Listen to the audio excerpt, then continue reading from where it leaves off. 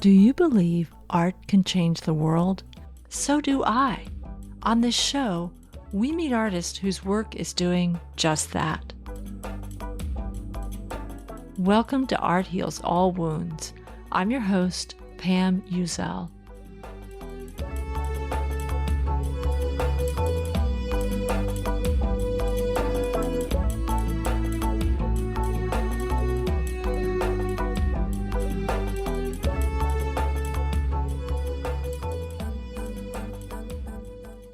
This past May, my partner and I did something very special. We went on vacation to the island of Maui. We did everything tourists do there. Drove the 620 curves and 59 bridges to Hana, hiked up the Pipiwai Trail, rented snorkel gear and saw amazing sea turtles, ate at food trucks, and visited Lahaina. We walked up and down Front Street, past the old wooden structures, and spent some time under the 150-year-old banyan tree. This tree is indescribable, so I won't even try. But if you visited, you know what I'm talking about. We kept saying to each other, wow, there are visitors from all over the world here. It was kind of amazing that people from all over the globe traveled there to spend some time in this paradise. When I saw the news about the deadly fire that destroyed the town of Lahaina this past August, I know that I joined millions of other people in disbelief and grief. How could this happen? I just keep thinking about the lives lost and the people who are displaced and the destruction of this magical place that was so historically and culturally significant. This fire has attached itself to our memories about it forever. And we're watching it happen all the time around the world. This intro has been hard to write because I'm not trying to say that my feelings about the burning of Lahaina are comparable in any way to the experience of the people that called Lahaina home. But seeing the climate-related destruction of a place that was significant to so many people around the world is yet another clear and loud wake-up call. And it opens the door to thinking about the loss and destruction of so many places that, for the people affected and displaced, is just as hard. Thank you for listening to Art Heals All Wounds in this episode of our special season on belonging. Today we're talking about places, the neighborhoods, the natural spaces that made us who we are, and how to process grief when we lose them. It's a specific kind of grief, and I think it calls for a certain type of storytelling. Did you have a special place, a place that made you feel like you truly belonged? I'd love to hear about it. Now you can go to my website, arthealsallwoundspodcast.com, and leave me a voicemail. Help me get enough voicemails to create episodes sharing your story. On this episode, I'm talking with filmmaker Dream Hampton.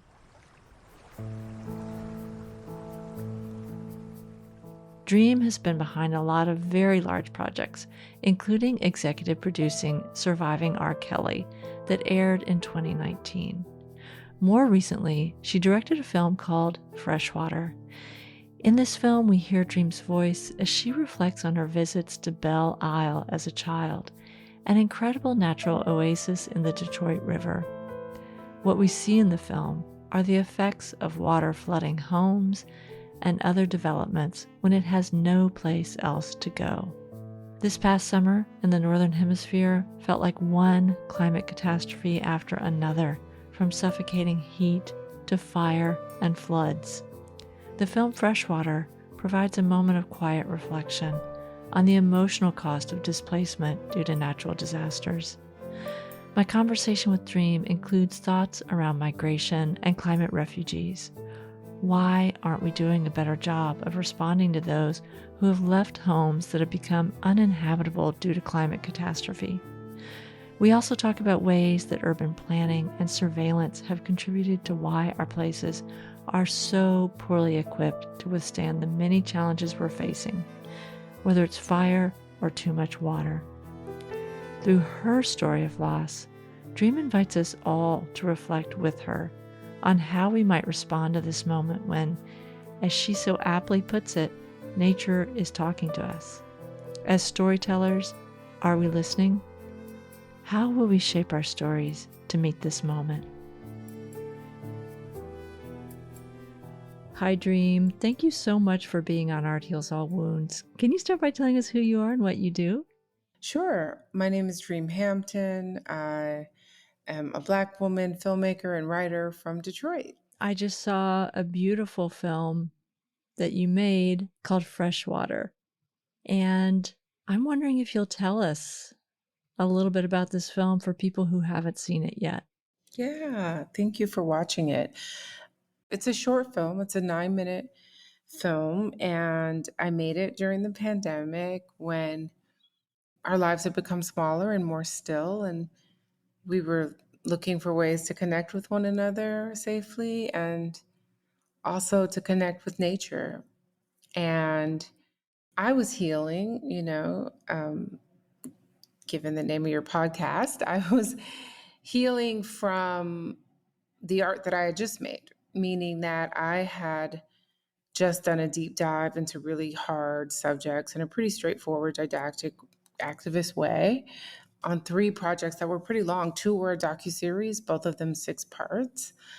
One of them had a lot of eyes on him, and that was Surviving R. Kelly. The other one was called Finding Justice. It had hardly any eyes on it, but I was super proud of it, and it was also a hard lift. I did it for BET. And then a film that we'd shot inside of Indiana men's prison for HBO. So I'd done these 3 projects in 2018 that came out in 2019. And beyond like the subject matter, there was also this, and it sounds like a huge privilege to talk about having to heal from dealing with studios. You get like the budgets and you get the things that you don't have as an independent filmmaker, which I mostly am. But then you have to get all the stuff that comes with dealing, say, with Surviving R. Kelly. It was put out by Lifetime, which is owned by A&E, which is a publicly traded company, and you get all kinds of there's legal, and there are all the things that are anti creativity that need to be fixed, quite frankly, inside of the business of making documentaries. And people are working to address those things. But what it leaves you feeling is a little spent afterwards. Not as spent as working a shift at a grocery store at the height of COVID, but its own kind of spent, right? And my friend, Invincible, I talked to them about this project. Their pronouns are they and them. I talked to them about wanting to do something looking at memory, looking at flooded basements being a metaphor for foundation, looking at my disappearing Black city is what I would say. I live in Detroit, I'm from Detroit, and it's experiencing demographic shifts, which is common in all places, change, but for so long, Detroit was frozen. And it's kind of post insurrection, what people call the riots history. That's a long way of saying that, we approach this project with healing in mind. And Freshwater is about, like I said, flooded basements, flooded Midwestern basements, because I was also thinking about the way we talk about flooding as a coastal issue. And then Invincible's other name, came up with this approach that involved a non deadline, and that was really important. We shot all 4 seasons. Our crew was never more than 4 people, 3 people. What caught my attention really is you talking about this issue of flooding, that it's not just a coastal issue. We do talk about, rising sea levels and disappearing shorelines. But for people who have not seen this film, even being a more specific, I can describe it, but I'd rather you describe it a little bit, like what you're showing and what are the types of things that you're talking about in this film. Yeah, well, I'd love to hear your description of it. What did you take from it or see in it? Well, the first time I saw it, I felt like I was entering into some type of reverie. The opening images are of photographs and other treasures that we keep memorabilia underwater, which is already putting you in a space that you're not expecting to be in. And you start talking about the loss of all of these things that we hold on to as symbols of our memory or as holders of our memory, the photographs, the old things that we keep in our basements. And all the time we're hearing water, we're seeing water, and you meditate a lot on the nature of water, the nature of flooding, erasure. It's a very, very quiet film. It feels like you're in a meditative state, and then at a certain point, you awaken to the fact, like, no, this is reality. When we think of climate change and its effect on us as communities and individuals. So I found it very powerful. Well, it was my way in this moment, and I wasn't trying to take on something as big as climate change, but the small things become the big things, right? And thank you for those reflections because I don't know what I intended for it to sound like. I know that when we got Sterling Toll's music, the score, he'd gone around the state before I even started my project, recording sounds in Michigan. Maybe not as much as Minneapolis, but we've got a ton of lakes. And he went around the state recording all these natural sounds. And Sterling is just my genius friend, artist, musician, amazing human. And even my narration is a conversation with Sterling. Another thing that Il came up with was that Sterling and I would talk about growing up in Detroit. He's also a Detroit native. And we would use my part of that conversation. So if I sound calm or just even safe or meditative, it's because I'm talking to someone who's just like one of the most loving people on the planet. So that was kind of the BTS on that, the behind the scenes on the audio.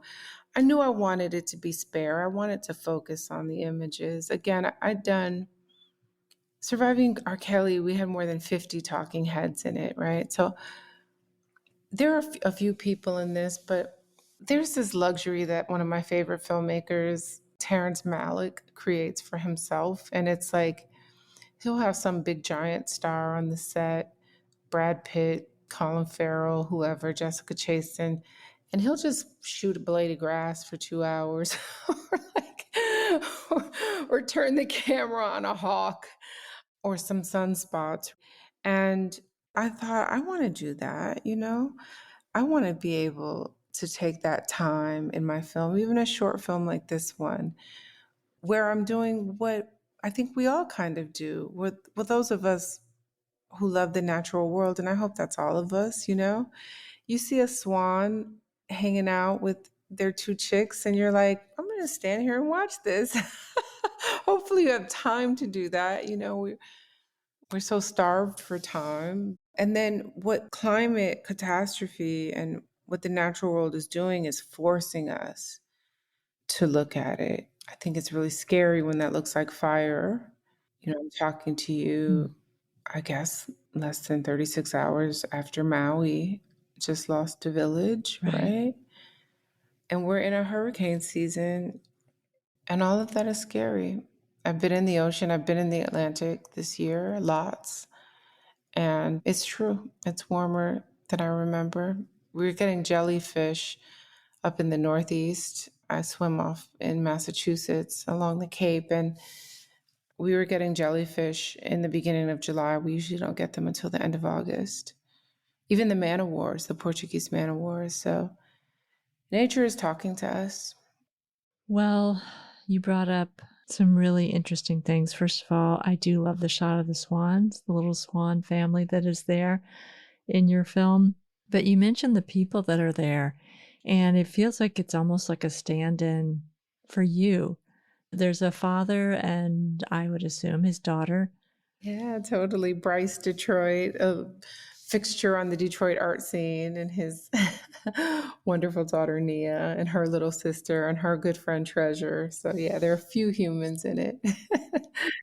Oh, that's right. When the Yeah. girls are playing hopscotch and oh By the way, yeah, they yeah, didn't know what yeah. hopscotch was. I was like, was like, okay, I'm going to draw it for you. And this is what you do. That's hilarious. Well, talk about change. Mhm. Well, so you focus a lot on memories around Belle Isle. I've never been to Detroit, and I've probably barely ever been to Michigan. I didn't know what Belle Isle was. Where are you based? I am in Oakland now, but I grew up in Arkansas. And so I had to, of course, do the Wikipedia search. What is Belle Isle? And can you describe, you don't have to say necessarily what Belle Isle is, but it is an isle in the middle of in the river, right? Yeah, no, I love to say what Belle Isle is. Oh, please do. And also say why it's Yeah. meaningful to you. So the what of Belle Isle and the where of Belle Isle is that Olmsted, Frederick Olmsted, the great landscape architect who gave us Central Park in New York, and he says that he perfected the quote unquote mistakes of Central Park with Brooklyn's Prospect Park. But his real kind of like crowning achievement is in Detroit. And it's called Belle Isle. Belle Isle. Of course, Detroit is quote unquote founded in colonial terms by the French. So Detroit. Mm.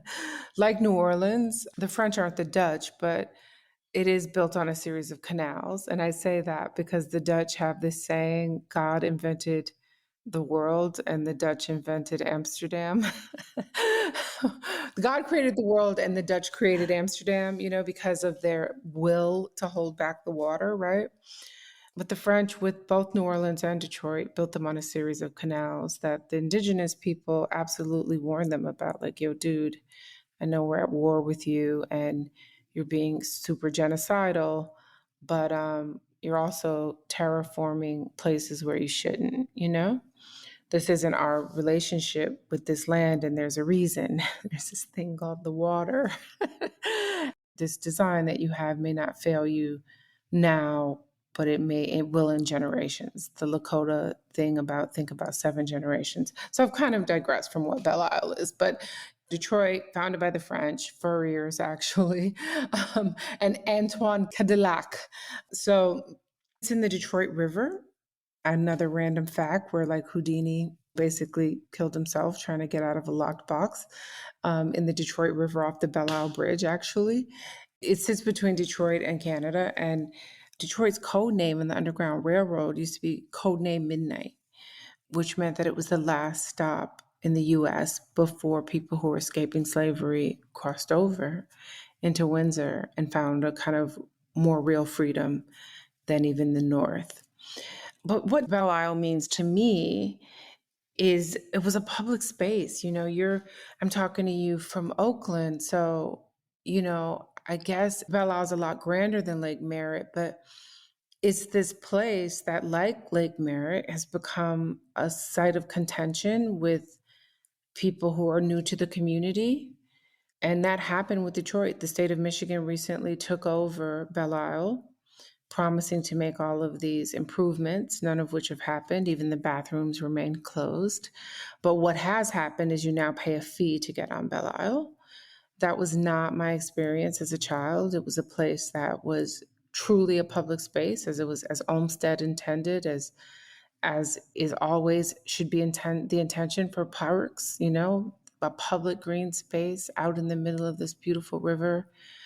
You kind of do laps around it because you basically go in this large circle. And it was where you saw the community. It was where, when my father would pick me up on the weekends after my mom and dad's divorce, it was a free way for him. He didn't always have to take me to Chuck E. Cheese and spend a ton of money and give me arcade. He could just take me out to the park and open the door and we'd fly a kite, or we would run into people that he kind of knew who were having barbecues. I think about Lake Merritt and that whole barbecue gate.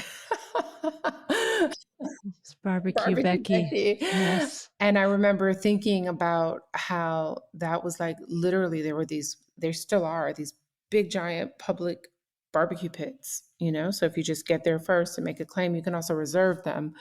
You can have your family reunion there. You can just have a cookout. And there are all kinds of reasons. Some of them are by design and about failure on the city's part, or just kind of state sanctioned new incursions. And some of them are about the different ways, the more individualistic ways we're living our lives, where we're not in public spaces so much. We imagine, and maybe in fact it has become, but we imagine that social media is the public space and square. So I'm remembering a time before that when I was discovering myself as a person and as a little girl and as a human. And there was a slide that I loved called the Giant Slide, and it's exactly that. I don't have the metrics on it, but it's huge. I can't believe we were definitely going up like 200 steps every to slide down this thing. Yeah, in a burlap sack. And so all of these kind of joyful memories of being a kid. There's a Kerry James Marshall painting of like a dad swinging, was probably his daughter, like around in circles, and her pigtails are flying, and it very much reminds me of me and my father from that era. So yeah.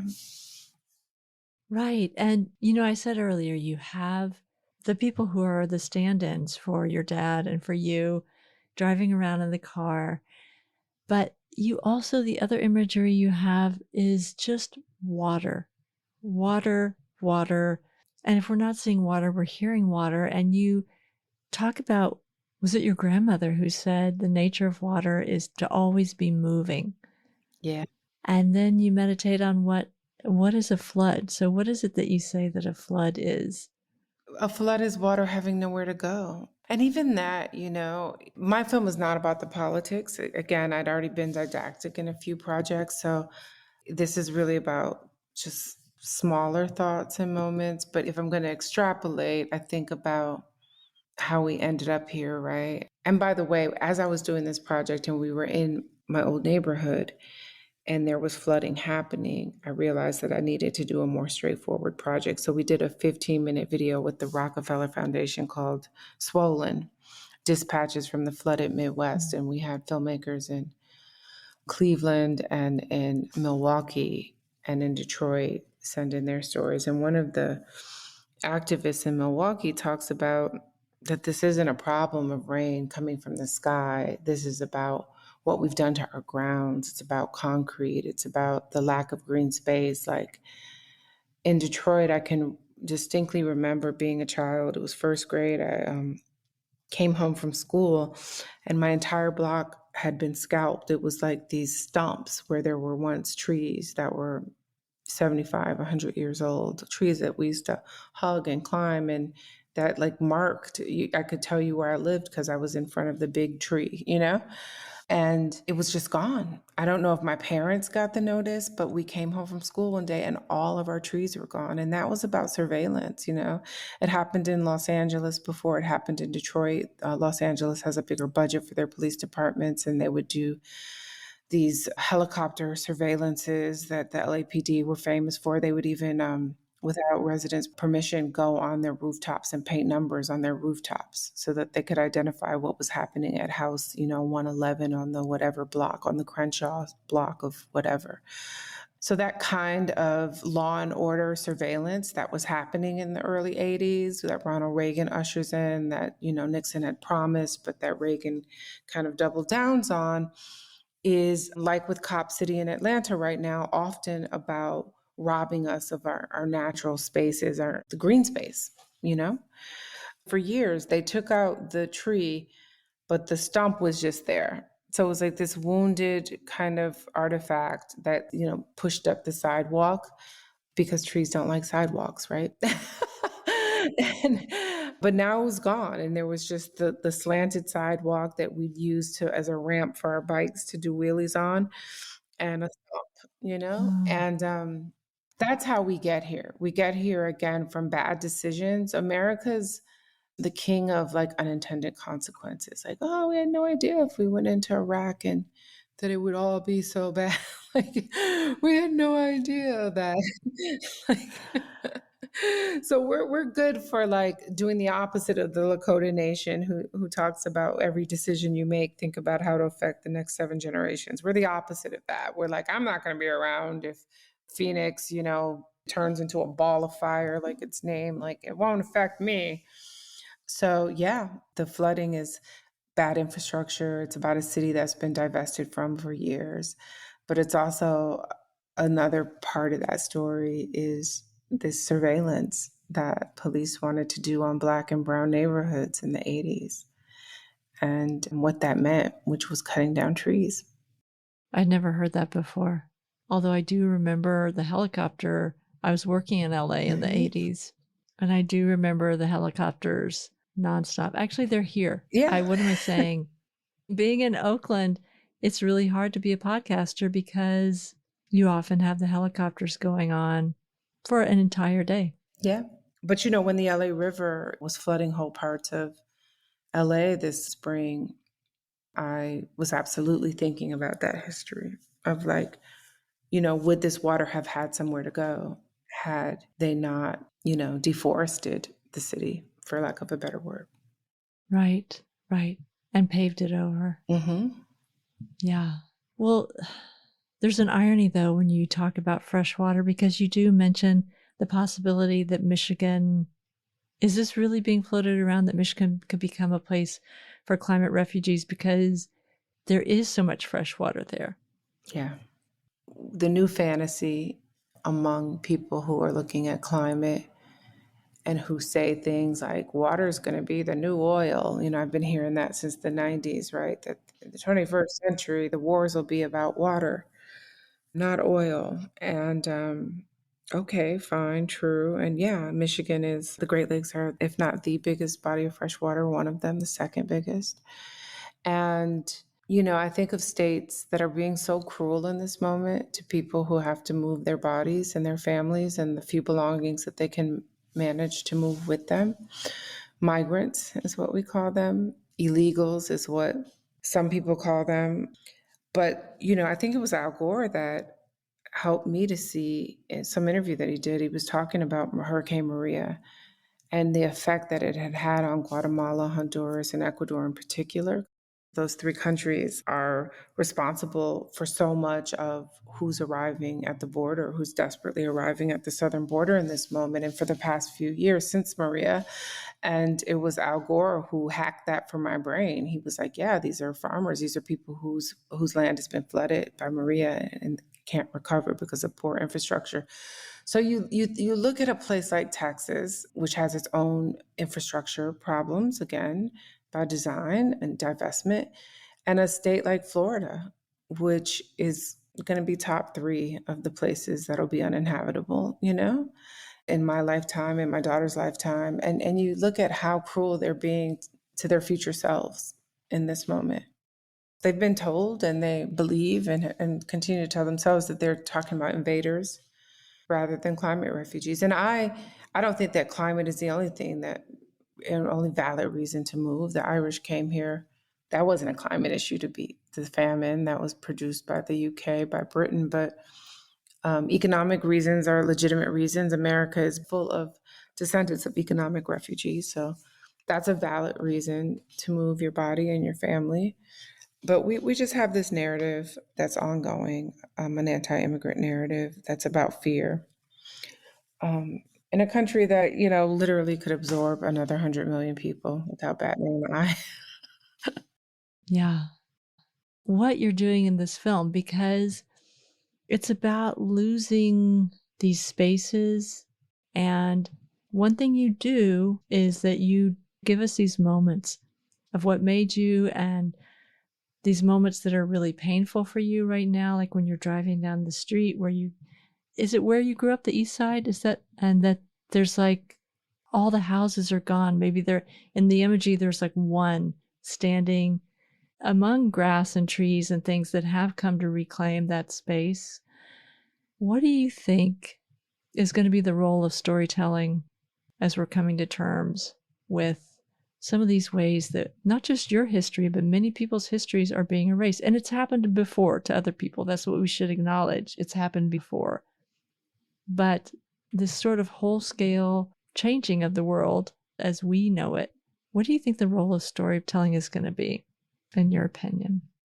Well, they're going to be keepers of stories and they'll be important. Like Rio always is, and hopefully they'll remember some of us, you know? I think of the history of this country and how we're fighting for near histories, let alone we don't really have ancient history here as America, as a state. But even the indigenous histories, we have little flashpoints. I spent a lot of time, like I said, on the coast of Massachusetts, and the Wampanoag tribe is the tribe that the myth of the first encounter is about. So you get these like flashes of a pre-colonial history, but that's an example of lost histories, you know, for the most part. I'm not saying that those First Nations aren't trying to keep those stories, but these are survivors of genocide, you know?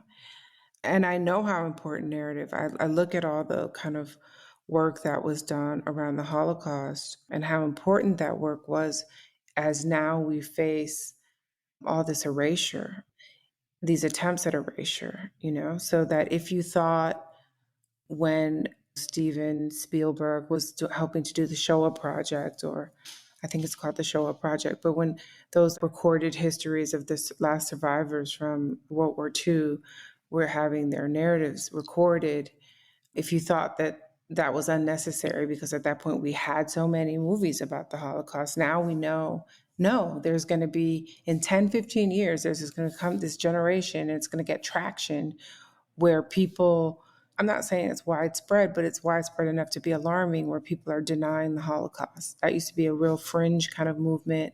And now throughout Europe and even in the US, it's become far more common than it should be, right? And so then you understand the importance of having that evidence.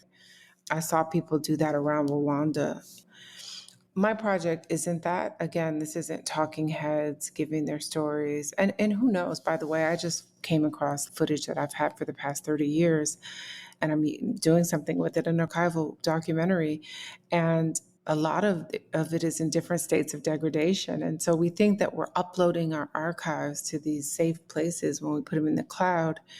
But then we have to step back and understand that we're talking about vertically integrated, you know, sites that are owned by corporations that are helmed by 2 or 3 billionaires, you know, who are on the spectrum of like nutsness, you know, both, all three of them or whatever.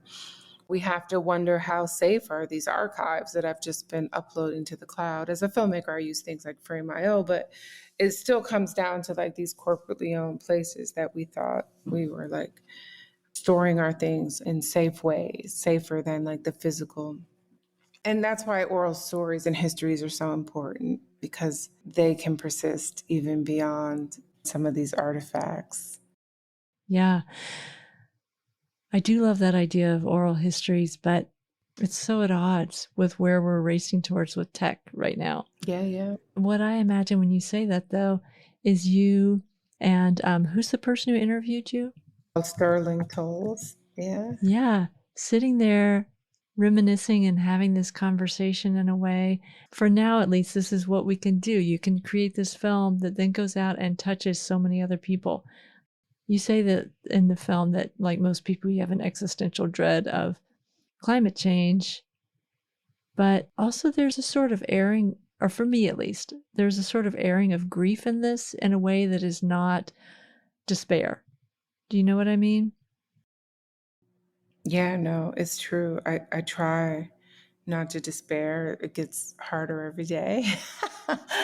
And I'm laughing because it's a nervous giggle. I'm terrified by the images I see coming out of Maui, probably because of my relationship to it. I have a relationship to Maui. So I'm not saying that it's more terrifying than the images that came out of Pakistan last year, but I guess as a Western person, I just haven't traveled to Pakistan and I have been to Maui.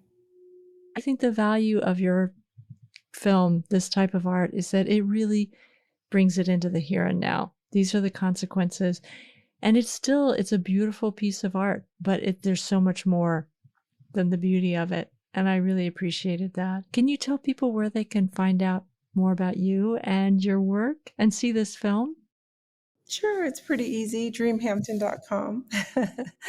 If the film isn't up now, it will be. Right now, it's on the NewYorkTimes.com and PBS's POV. They co released it a month ago, and it'll be on Dreamhampton.com moving forward. That's awesome. Thank you so much for coming and talking about it today. Thank you.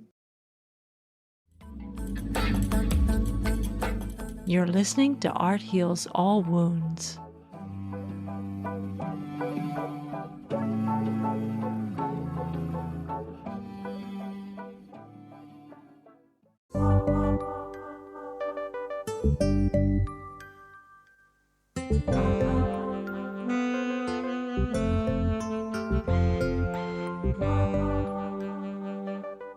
Thank you so much to Dream Hampton for being on the show to talk about her film, Freshwater. I hope that everyone who listens who hasn't seen this film yet will watch it. It's really easy to do. It's only about 9 minutes long and it's online. I'll put links up in the show notes on where you can find this film. I'm also including links in the show notes of a list of places to donate to victims of the wildfires in Maui. Recovery from the fires there is ongoing, and it will take a lot to help the people displaced by them. Remember, leave me a voicemail of your stories of places that shaped you so that I can include them in a future episode. You can find that link on my website, arthealsallwoundspodcast.com. While you're at my website, if you'd like to leave me a small donation, you can click on the Buy Me a Coffee link and leave a little something there. Every bit helps me to continue making this podcast. With that in mind, a big shout out to Awan Mance for leaving me a donation. Thank you, Awan. The music you've heard in this episode is by Barbara Higbee, Ketsa, and Lobo Loco. This podcast was edited by Eva Hristova. As always, this show was recorded using Squadcast FM. Art Heals All Wounds comes to you from Oakland, California, on unceded territory of the Choqueño Ohlone people.